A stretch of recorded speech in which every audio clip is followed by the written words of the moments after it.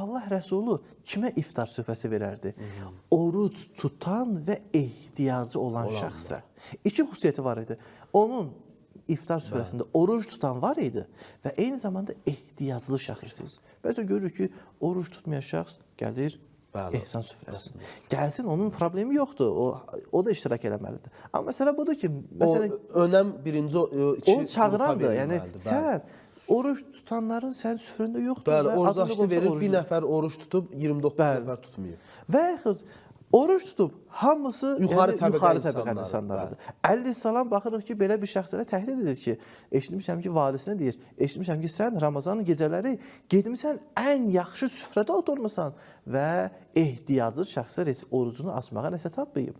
Və bu görür ki, Allah Rəsulunun sirətində var idi. Və insanları bu işə təşviq edirdi ki, hətta bir qurtumsu olsa belə, bir xurma dənəsi olsa belə, iftar verin. Oruc açdı verin. Oruc açdı verin. Əhsən. Məsələn, oruc açdıya sövq eləsin. Sövq edirdi. Həm özü bu işi görürdü, həm də müsəlmanlar sövq edirdi.